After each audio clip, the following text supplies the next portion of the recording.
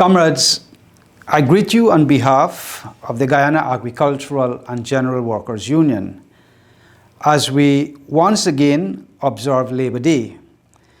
We begin by extending fraternal greetings to all workers as we recognize our advancement cannot be delinked from the efforts of our working class people.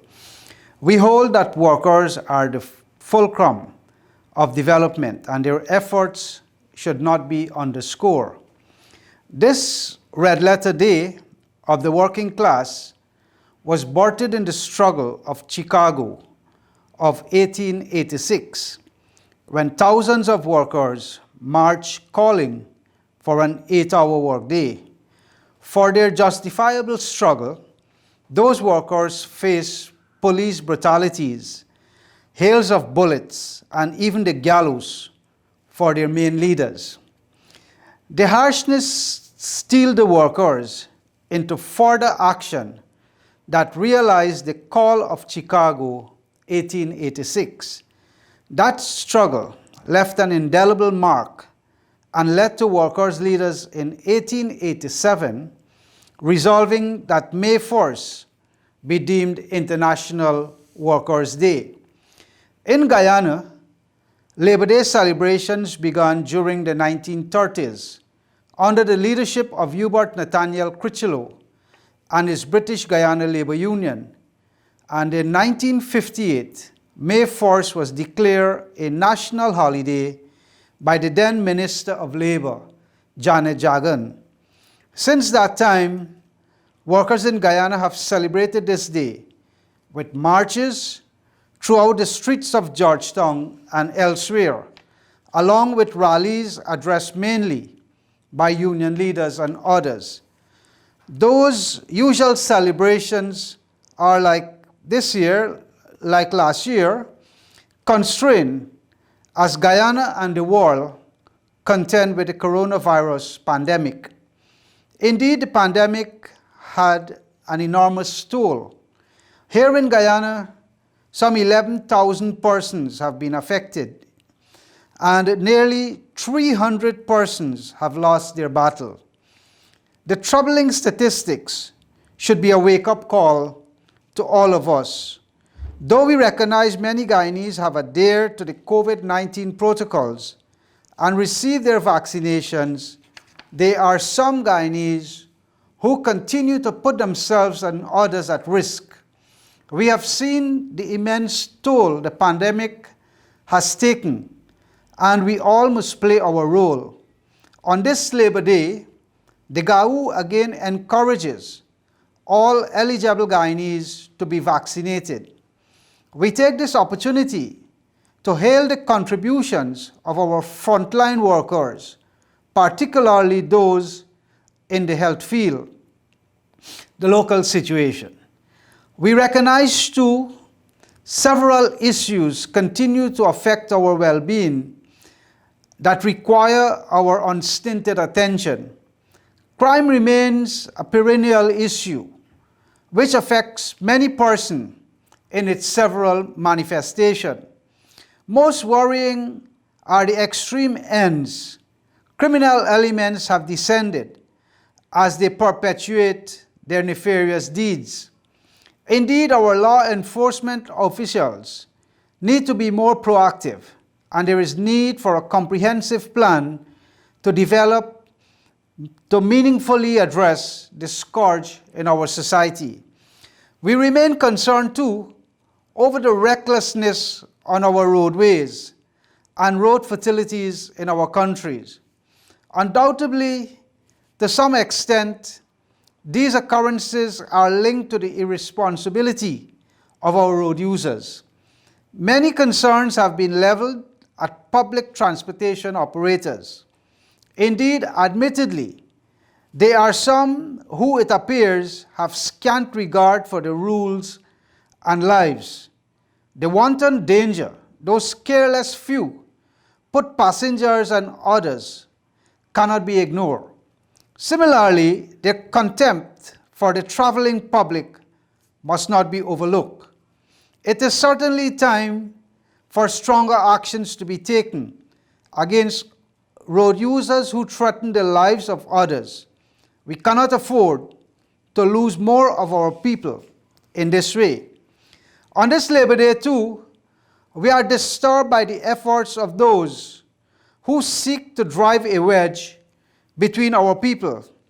This is an unwelcome development that is not in the interest of our people and our country. We have recognized that His Excellency President Dr. Irfan Ali has committed to ensuring all Guyanese equally enjoy the fruits of development. The President has rightly proclaimed, "We are one Guyana." We share his views and condemn those who are perpetuating divisiveness in our society. They have no interest in national development and should be ignored by all right-thinking Guyanese. Comrades, the burdensome cost of living brought about by the onerous taxes imposed by the past government was an issue that dominated previous Labor Day observances. Though these policies elicited the vexation of workers who undoubtedly face hardships, the former coalition heartlessly thumbed their noses. On this Labor Day, we recognize that the new government is listening and has rolled back several of the anti-people measures installed by the coalition. We are told that the reversal has put some $40 billion back into the pockets of our people. While we recognize the efforts to bring relief to our workers, there are some unscrupulous businesses who are not passing those savings on to our people. Their actions, detestable as they rob our ordinary people. We believe this matter requires firm action from the government, and those businesses engaged in such immoral acts should be identified. We on this Labor Day welcome as well the restoration and improvement of the school child grant, the reinstitution of the water subsidy to pensioners, the reduction in water tariffs, the increase of the school uniform grant, old age pensions, and public assistance. These measures directly impact our workers, the needy, and the pensioners who had to contend with a great deal of hardships while being promised a good life. We see these are the first steps and expect the government over the coming years to enhance the support provided as it focuses on minimizing and later eradicating the bane of impoverishment. We hold such expectations are reasonable, and we are told of the steady expansion of our economy and the greater prosperity that would accrue. We saw the re-establishment of the Ministry of Labour as another victory for the working class. A downgrade by the Granger administration was a slap in the face of the workers. There is urgent need for the re-established ministry to arrest the exploitative practices many workers endure. It must ensure that the workers' rights are upheld and errant employers face consequences for their actions. Another pressing issue regards the improvement of the national minimum wage, which remains stuck at the insistence of the employers. The pretext of COVID-19 has been deployed to deny our workers the long overdue adjustment. This is a matter that we believe requires urgent attention. Comrades, a major event since last Labor Day was the defeat of the attempted thievery of the 2020 national and regional elections. Indeed, Had those who perpetuated this ploy succeeded, we face the distinct possibility of seeing all our advances reverse and starker hardships returning. While we take solace in the precipice avoided, we are disappointed that many of the architects remain unscathed. The entire episode was a horrid situation, and one that we should not condemn present and future generations of Guyanese to ever again. Clearly, there is urgent need for appropriate reforms, as our people must repose confidence in our democratic system. We reiterate our call on this May Day for a properly constituted commission of inquiry to be established to investigate and record what was one of the most disturbing periods in our young independent nation's history, the sugar industry. Comrades, turning to sugar, which employs many Guyanese, we are pleased with the effort to reinvigorate the industry. Today, the depression that gripped the industry is dissipating, and as we speak, serious efforts are being made to breathe new life into the industry and restore it back to a position of prominence.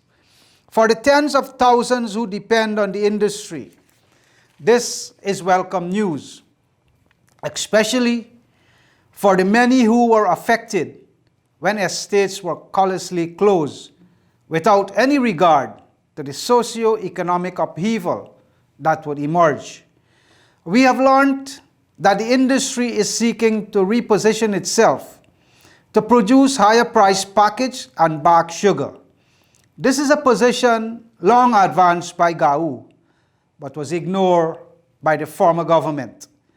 We repeat that the industry has several possibilities for success, and we notice that such avenues are examined through possible partnerships.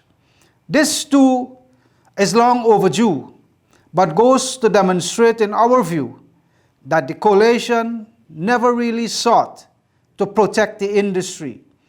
In its revitalization trust, the new government has provided support to recapitalize the industry. Such support is necessary to nurture the industry back to its feet. We welcome this investment and believe if properly utilized, it could have a meaningful impact.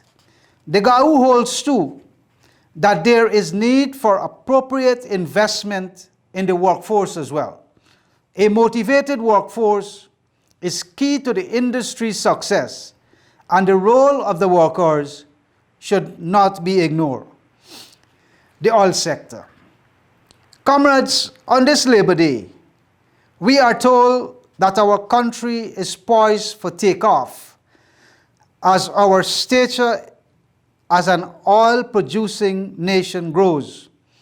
Indeed, the sector has the potential to bring our dreams into reality and propel us to unbelievable heights. At the same time, we cannot ignore the pitfalls that have faced other producers as well. We must be careful to strike a balance and to ensure foremostly that our people benefit now and in the future. It is in this regard that we cannot ignore the employment practices of some companies in the sector.